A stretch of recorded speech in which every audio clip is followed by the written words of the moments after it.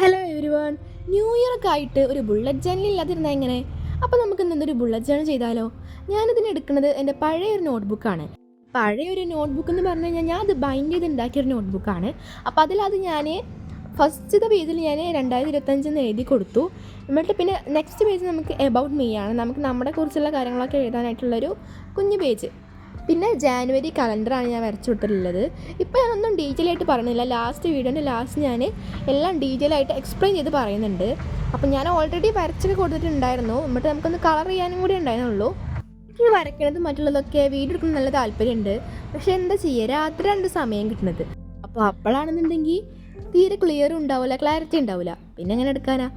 അപ്പം ഞാൻ രാത്രി തന്നെ എല്ലാതും പ്രിപ്പയർ ചെയ്ത് വെച്ചിട്ടാണ് രാവിലെ ഞാൻ ഈ വീഡിയോ എടുക്കുന്നത്. പിന്നെ നമ്മൾ ടു ഡു ലിസ്റ്റ് പേജാണ്. ആ 2 പേജ് ഞാൻ ചെയ്യുന്നുണ്ട്. ഞാൻ എന്താണ് സംഭവം എന്നുള്ളത് ലാസ്റ്റ് പറഞ്ഞു തരാം. അപ്പോൾ അതിൽ ഞാനിങ്ങനെ താഴെയായിട്ട് കുറച്ച് ഫ്ലവേഴ്സൊക്കെയാണ് വരച്ചു കൊടുത്തിട്ടുള്ളത്. നമ്മുടെ ഈ ഒരു ബുള്ളറ്റ് ജേർണലിൻ്റെ മെയിൻ തീം എന്ന് പറയുന്നത് ഫ്ലവേഴ്സാണ്. അതുകൊണ്ട് തന്നെ മാക്സിമം ഞാൻ എല്ലാ പേജിലും ഫ്ലവേഴ്സ് ഉൾക്കൊള്ളിക്കാൻ വേണ്ടി ശ്രമിച്ചിട്ടുണ്ട്. ഞാൻ പിന്നെ ഈ ബുള്ളറ്റ് ജേർണൽ ഫസ്റ്റ് ടൈമാണ് ചെയ്യുന്നത്. അതുകൊണ്ട് തന്നെ എനിക്ക് എങ്ങനെയാണ് ചെയ്യേണ്ടതെന്നൊരു ഐഡിയ ഒന്നും ഉണ്ടായിരുന്നില്ല. കുറേ യൂട്യൂബ് ചാനൽസിൽ അതുപോലെ പിൻട്രസ്റ്റിലൊക്കെ ഇൻസ്പയർഡ് ആയിട്ടാണ് ഞാനത് ചെയ്തിട്ടുള്ളത്. പിന്നെ ഐഡിയാസൊക്കെ നമുക്ക് ഒറ്റയ്ക്ക് കണ്ടുപിടിക്കാവുന്നതേ ഉള്ളൂ. പിന്നെ എന്തൊക്കെ ടോപ്പിക് അതിൽ കൊണ്ടുവരണം എന്നുള്ളത് അത് നമ്മുടെ ഇഷ്ടമാണ്. ഞാനിതിൽ എനിക്ക് ആവശ്യമുള്ള ടോപ്പിക്സാണ് ഞാൻ ഉൾപ്പെടുത്തിയിട്ടുള്ളത്.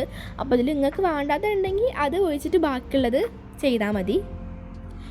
പിന്നെ ഈ ബുള്ളറ്റ് ജേർണൽ എന്നൊക്കെ പറയുമ്പോൾ നമുക്ക് നമ്മുടെ തന്നെ ഒന്ന് മനസ്സിലാക്കാനും സെൽഫ് റെസ്പെക്റ്റ് ചെയ്യാനും നമുക്കിത് സാധിക്കും.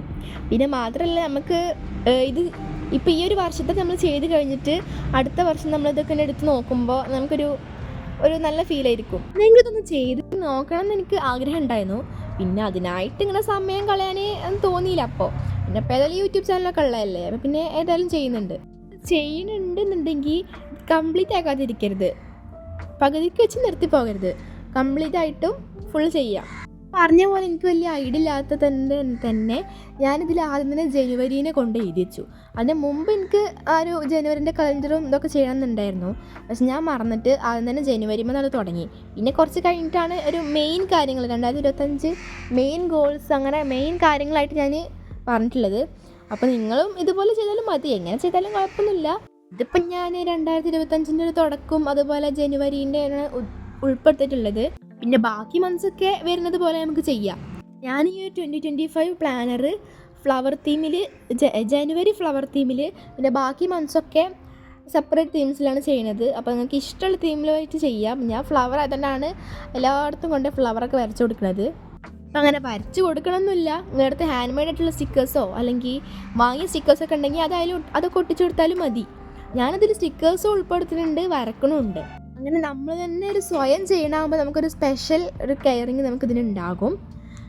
പിന്നെ അത് കണ്ടൻറ് ക്രിയേഷനാണ്. കണ്ടൻറ് ക്രിയേഷന് അത് യൂട്യൂബിന് വേണ്ടി ഞാൻ ചെയ്യുന്നതാണ്. അല്ലാന്നുണ്ടെങ്കിൽ അതിൻ്റെ ആവശ്യമൊന്നുമില്ലാന്ന് തോന്നുന്നു. ഞാൻ ഈ വീഡിയോ ഷൂട്ട് ചെയ്യണത് 28 ഡിസംബറും വോയിസ് ഓവർ എടുക്കുന്നത് 2 ജാനുവരി ആണ് കേട്ടോ. അതുകൊണ്ടാണ് ഇത്തിരി ലേറ്റ് ആയത്. അപ്പോൾ ഇന്ന് തന്നെ എനിക്ക് അപ്ലോഡ് ചെയ്യണമെന്ന് ആഗ്രഹമുണ്ട്. ന്യൂ ഇയർ ഒക്കെ കഴിഞ്ഞിട്ട് ദിവസമൊക്കെ ആയെന്ന് അറിയാം, എന്നാലും കുഴപ്പമൊന്നുമില്ല. ന്യൂ ഇയറിന് ഇടാൻ പറ്റില്ലെങ്കിൽ എന്താ, പ്ലെയിൽ ഇട്ടില്ലേ. അങ്ങനെ ബുക്കൊക്കെ ഉണ്ടാക്കി കഴിഞ്ഞു. പിന്നെ ഞാൻ കവർ പേജാണ് ഉണ്ടാക്കിയത്. കവർ പേജ് ഉണ്ടാക്കാൻ വേണ്ടിയിട്ട് ഞാൻ ചാർട്ട് പേപ്പറാണ് യൂസ് ചെയ്തത്. ഒരു യെല്ലോ ചാർട്ട് പേപ്പർ അതിൻ്റെ മുകളിലായിട്ട് കവർ ചെയ്തു. സത്യം പറഞ്ഞു കഴിഞ്ഞാൽ ഇതിന് കവർ പേജിൻ്റെ ആവശ്യമൊന്നും ഇല്ലായിരുന്നു.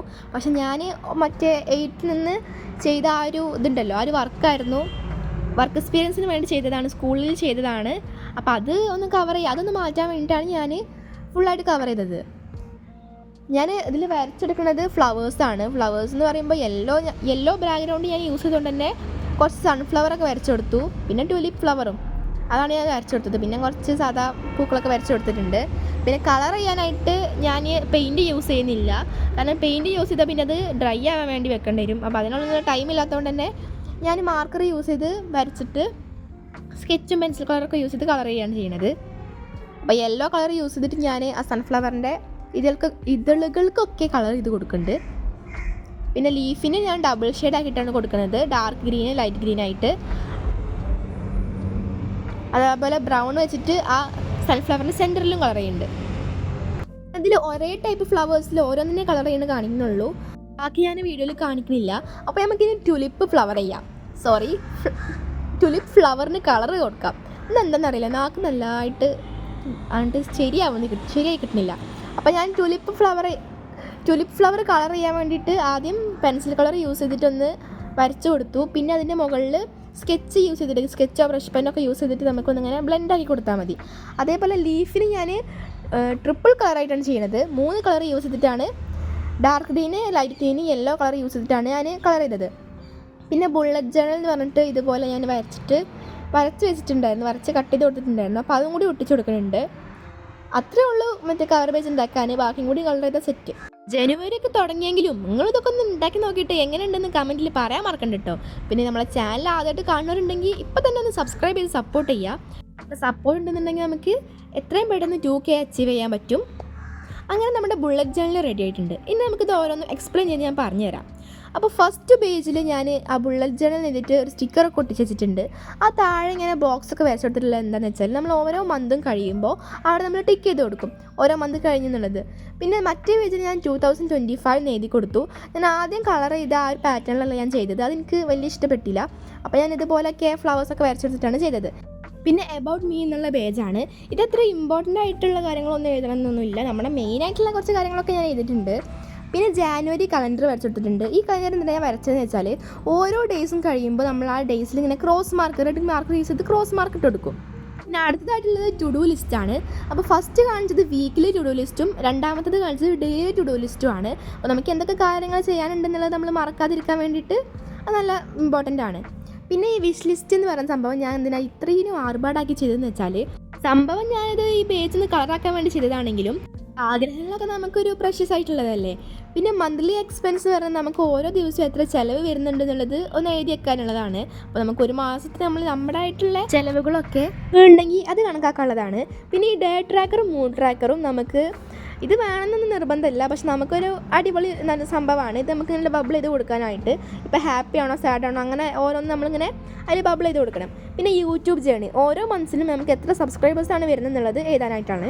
പിന്നെ ഈ ഹോപ്പ് ഫോർ ടുമോറോ എന്നുള്ളത് ഈ ഒരു ബട്ടർഫ്ലൈൻ്റെ ലീഫ് പെയിൻറ്റിങ് ഞാൻ ഓൾറെഡി ചെയ്തിട്ടുണ്ടായിരുന്നു. അപ്പോൾ ഞാനിത് ഈ ഒരു ബുക്കിലായിരുന്നു ചെയ്തിട്ടുണ്ടായിരുന്നത്. അപ്പോൾ അതുകൊണ്ട് തന്നെ അത് കളയാനൊക്കെ തോന്നിയില്ല, അവിടെ നിന്നോട്ടെന്ന് വിചാരിച്ചു. പിന്നെ കലണ്ടർ ഓഫ് 2025 ഇതൊന്നും നമുക്ക് അത്ര ഇമ്പോർട്ടൻ്റ് ഉള്ള കാര്യമൊന്നുമല്ല. ഇത് നമ്മൾ ഈ ജേണലിൻ്റെ തുടക്കത്തിൽ ചെയ്യേണ്ടതായിരുന്നു, പക്ഷെ ഞാൻ മറന്നിട്ട് ഇപ്പോഴാണ് ചെയ്തത്. പിന്നെ അടുത്ത പേജ് എന്ന് പറയുന്നത് ടു റിമെമ്പർ ആണ്. നമ്മൾ ഓരോ കാര്യങ്ങളും മറക്കാതിരിക്കാൻ വേണ്ടിയിട്ട് പിന്നെ ഓർക്കാൻ വേണ്ടിയിട്ടുള്ള കാര്യങ്ങൾ എഴുതിയേക്കാനുള്ളതാണ്. പിന്നെ ഗോൾസ് ഓഫ് ദി ഇയർ, നമ്മൾ ഈ ഒരു വർഷം നമുക്ക് എന്തൊക്കെ അച്ചീവ് ചെയ്യണം എന്നുള്ളത് എഴുതിയേക്കാൻ. ഇപ്പോൾ നമുക്ക് യൂട്യൂബിലായാലും അങ്ങനെ എന്തായാലും എന്തൊക്കെ അച്ചീവ് ചെയ്യണമെന്നുണ്ടാവുമല്ലോ. പിന്നെ കണ്ടൻറ് ക്രിയേഷന്, ഇതും യൂട്യൂബിന് അത്യാവശ്യമുള്ളത് തന്നെയാണ്. കാരണം നമുക്ക് ഓരോ കാര്യങ്ങൾ നമുക്ക് രാത്രിയൊക്കെ ഓർമ്മ ഉണ്ടാവും, നമുക്ക് നാളെ ഇത് ചെയ്യണം അത് ചെയ്യണം എന്നൊക്കെ, പക്ഷെ രാവിലെ ആകുമ്പോൾ തന്നെ മറന്നിട്ടുണ്ടാവും. അപ്പോൾ അതൊക്കെ എഴുതിയേക്കാനുള്ളതാണ്. പിന്നെ ഇവൻറ്റ് ട്രാക്കറും അതുപോലെ തന്നെ നമുക്ക് ഓരോ ഇവൻറ്റ്സ് വരുമ്പോൾ അത് മറക്കാതിരിക്കാൻ. ഈ മിനി ഡയറി ഓഫ് ജാനുവരി അടിപൊളിയാണ്, കാരണം നമ്മുടെ ഓരോ ദിവസം നടക്കുന്ന സംഭവങ്ങൾ നമുക്ക് ഒന്ന് ചുരുക്കി എഴുതാൻ പറ്റിയ സംഭവമാണത്. 2-3 വരിയിൽ നമ്മുടെ ആ ഒരു ദിവസത്തെ നമ്മൾ മെയിൻ കാര്യങ്ങളൊക്കെ എഴുതി വെക്കാനുള്ളതാണ്. ഇത് നമ്മൾ അടുത്ത വർഷമൊക്കെ നമ്മളിതിങ്ങനെ വായിച്ച് നോക്കുമ്പോൾ നമുക്ക് നല്ല അടിപൊളിയൊരു വൈബായിരിക്കും. അപ്പോൾ അതിനായിട്ടാണ് നമ്മൾ അങ്ങനെ ചെയ്തത്. അപ്പോൾ ഇത്രയുള്ള നമ്മളെ ബുള്ളറ്റ് ജേണലിൻ്റെ വീഡിയോ. എല്ലാവരും ഈ ഒരു വർഷം മുതലെങ്കിലും ഒന്ന് ട്രൈ ചെയ്ത് നോക്കുക. അപ്പോൾ ഇഷ്ടപ്പെട്ട എന്തായാലും ഒന്ന് ലൈക്കും ഒന്ന് സബ്സ്ക്രൈബും ചെയ്ത് സപ്പോർട്ട് ചെയ്യുക. പിന്നെ നിങ്ങളുടെ അഭിപ്രായങ്ങളൊക്കെ ഒന്ന് കമൻ്റ് ആയിട്ടും പറയാം. അപ്പോൾ എല്ലാവർക്കും ടാറ്റാ.